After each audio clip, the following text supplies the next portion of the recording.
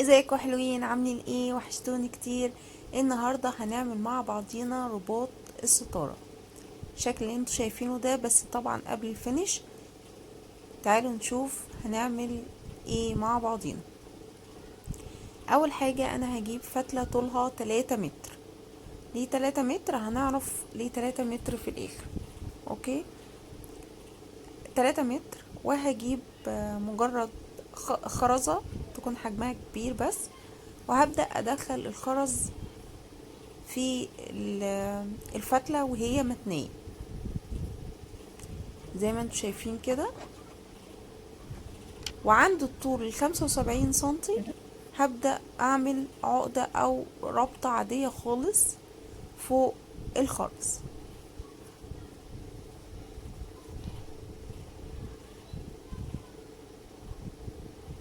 كده. عندي اهو 75 سنتي، هحط الخرزة وهعمل عقدة.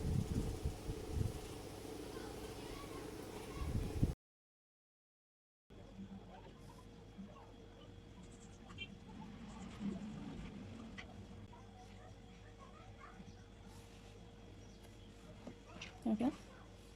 طيب بعد كده هعمل ايه بقى؟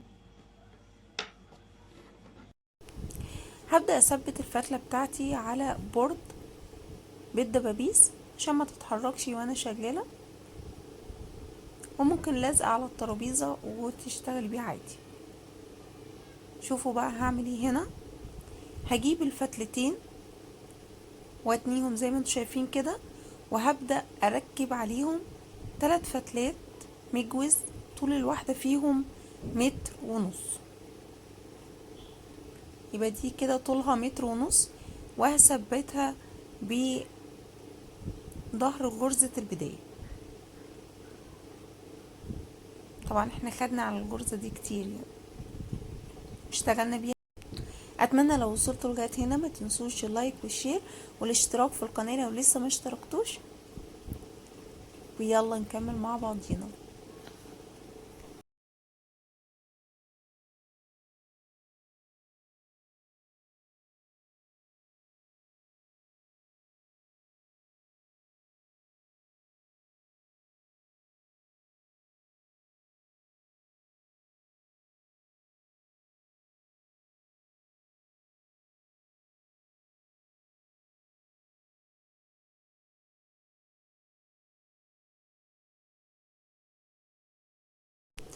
كده شديت الفتلتين اللي اشتغلت عليهم اصلا بالاساس، وهنزلهم اشتغل عليهم هما كمان في الشغل.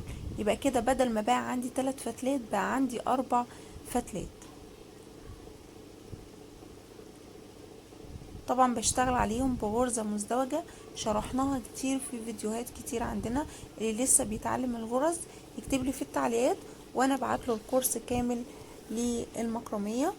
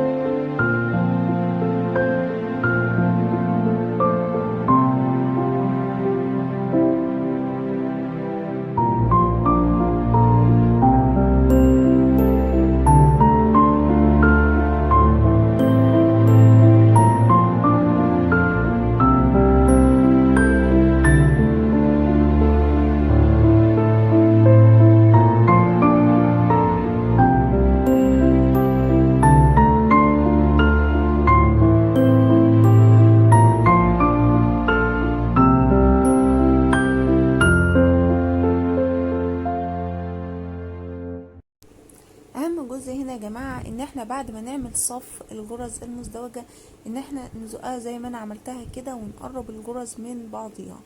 دي غلطة ناس كتير بتقع فيها. تاني غلطة هو اتجاه الغرزة. انا عايزة امشي الغرزة ازاي؟ يعني انا همشي الاتجاهات، الحبل اللي تحت دوت كلها هتبقى يمين ولا اللي فوق هو اللي هشتغل عليه؟ لازم الاتجاه بتاع الغرزة ابقى محدداه. يبقى مثلا المستطيل او المعين اللي انا عملته فوق دوت، الفتلة اللي فوق اتجاهها فين بمشي عليها الصف كله، مش واحدة تبقى يمين وواحدة تبقى شمال. اتمنى ان الفكرة بتاعتي تكون واصلة لكم او المعلومة تكون واضحة.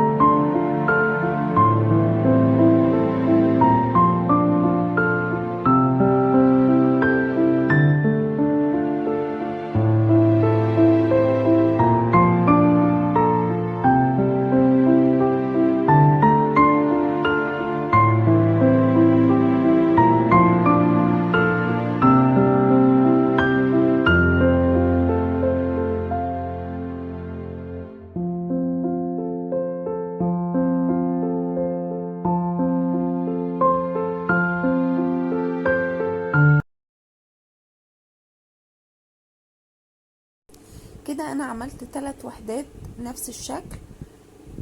هجيب بقى فتلات بطول 20 سنتي. هبدأ اثبت الفتلات ديت فين؟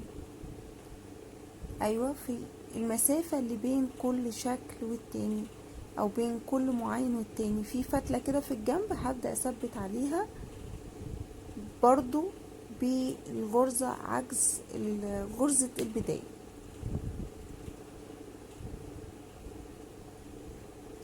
كل صف او كل مسافة على حسب ما تاخد، يعني فوق هنا هتاخد فتلتين 2 بس، اما الباقي هياخد كل مسافة فيهم هتاخد 3 فتلات. هثبتهم وارجع لكم تاني. وما تنسوش تكتبوا لي رأيكم في التعليقات، واللايك والشير وتفعيل زر الجرس عشان يوصل لكم كل جديد.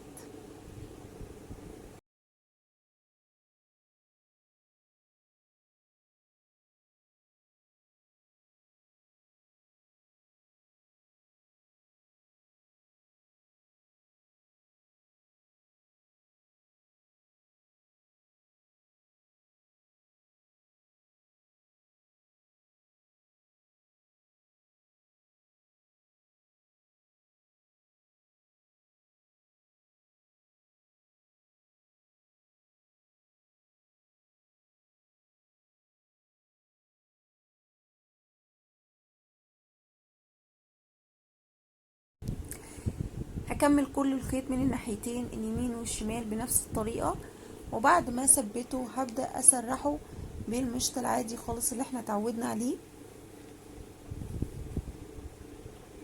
وبعد كده هبدأ اثبت الطريقة. طبعا احنا عملنا قبل كده كل المشاكل اللي ممكن تواجهك في الريشة وازاي نحلها وطريقة التثبيت وكل التفاصيل.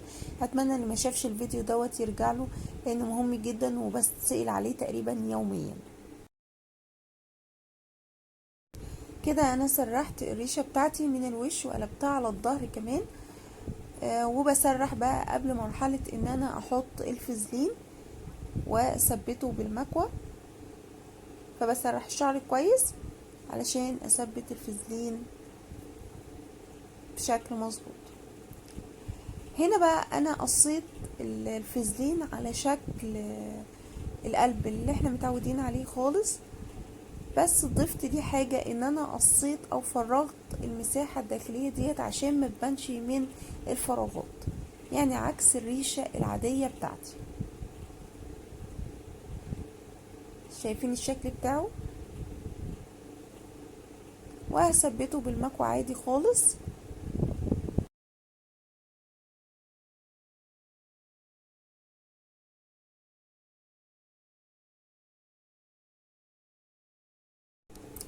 كده انا خلصتها من الظهر، هقلبها على وشها وهبدأ اسرحها. لو حابة ان انا اثبتها سواء بالسبراي الدوكو او بالجرة، وطبعا احنا استخدمنا كل طرق التثبيت في فيديو المشاكل اللي هتواجهك. اللي عاوز الفيديو يكتب لي في التعليقات وانا ابعت له الرابط. وهقص بقى الزيادة. لو وصلتوا لغاية هنا من هنا ما تنسوش اللايك والشير والاشتراك في القناة وتفعيل زر الجرس عشان يوصل لكم كل جديد. باي باي.